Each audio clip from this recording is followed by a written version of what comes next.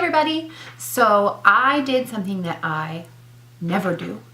At the risk of sounding like a complete snob, I ventured into the regular drugstore aisle of Ulta, and I also went into the cosmetics aisle of Target. I honestly have not set foot in either of those aisles in probably 15 years. So it was really hard for me. I'm a pretty big brand snob. I can't help it. I get a huge discount at MAC, and I worked there for quite a few years, so I just have a lot of MAC makeup, and so I'm just used to these super high-end name brand products. So imagine my overwhelmed surprise to walk into the Target aisle, and it's like 4 aisles of just complete mess. It's a mess. It's a mess. I feel like they should organize it differently. It's just way overwhelming for me. I'm sure it's how most of you feel walking into Sephora. Sephora, that's my jam. I know exactly where to go in that store. I know what to look for. I know what I'm getting when I get there. Like, that's it. But walking into just the regular old drugstore cosmetics aisle, I couldn't handle it. It was like sensory overload. I freaked out. So I decided I was going to buy a bunch of things and do like drugstore or favorite drugstore and test them, and I just got overwhelmed. So I picked up 3 primers that I could compare to primers that I have at home. The first one I'm going to talk about is the Wet n Wild Photo Focus Face Primer in the Dewy Illuminix. This I would compare, I'm trying to compare it to the MAC Natural Radiance. So the MAC Natural Radiance, you're going to have to price check me on this, but it usually ranges between $20 and $30 for a MAC primer. The Wet n Wild one though, it was $5.19. There was a coupon for it. So I actually paid $4.44 for this. Now, if we compare ounces, the MAC is 1.7 fluid ounces and the Wet n Wild is 0.84, so it's about half the size, but still getting a lot of bang for your buck with this. Now, I actually like the Wet n Wild. Oh, I put way too much. See, I'm like stingy. I don't want to waste my $4 product. The Wet n Wild, I actually like it better so far. You know, neither of these really helps my makeup stay on for a very, very long time. It's more if I'm going to wear like a more moisturizing look than I wear either of these. The Natural Radiance really, it's more of a yellow tone, but once you rub it in, it goes on clear, and it does kind of neutralize any blue undertones in your skin slightly.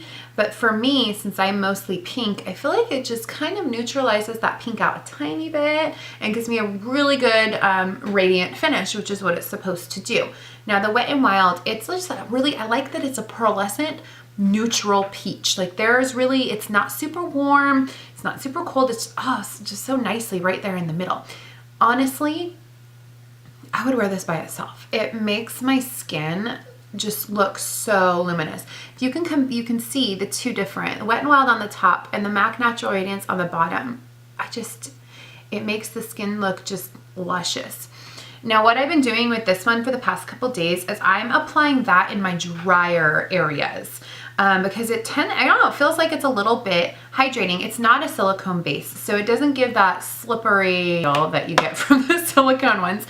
But I like to put it where I want shine and dewiness, which for me personally is my cheekbones to the apples of my cheek, my chin, this area, this strap here, and above my eyebrows. I leave a little space right here because I don't like to put anything that reflects light on my deep crease, my frown line. See that bad boy?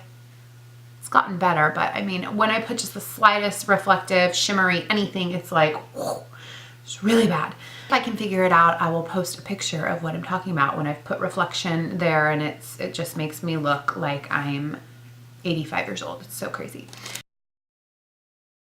I also bought Maybelline Baby Skin because I've heard such good things about it. My only complaint is it's so freaking small. Like, it's so small. And granted, it's a silicone base. Silicone is slippery. A little bit goes a long way, but I still feel like I just wish they'd make it a little bit bigger. I feel like I would buy 2 every time. Just saying. This one, the price was $6.69. Also, there was a coupon. I bought it for $5.72 from Target. This is the third one I bought, the NYX Studio Perfect Photo Loving Primer. This was the one that all these bloggers were comparing to Smashbox Photo Finish. So I just had to get my hands on it. I am going to post a separate video with all the comparison of Photo Finish Baby Skin and Studio Perfect. Now the Studio Perfect was $12.99. There was also a coupon. I paid $11.11 for it, so it was a little bit on the pricier side. It was honestly one of the most expensive primers in the drugstore beauty aisle. And you know, so far, I mean, it's okay. I've worn it a couple times. Now, silicone primers, they don't get absorbed into your skin. Silicone does not absorb into our skin. What it does is it creates a barrier between your skin and the makeup. So it helps protect your pores from getting clogged, which keeps you from getting blemishes. And it helps, the main thing that I use it for, it fills in my giant pores. I have huge pores. So it kind of buffers in them and creates a smooth surface for my makeup to go over. And my pores aren't as noticeable when I'm wearing a silicone primer. Now, I don't have huge pores all over my face. I mainly have huge pores right here and here, like right around my nose.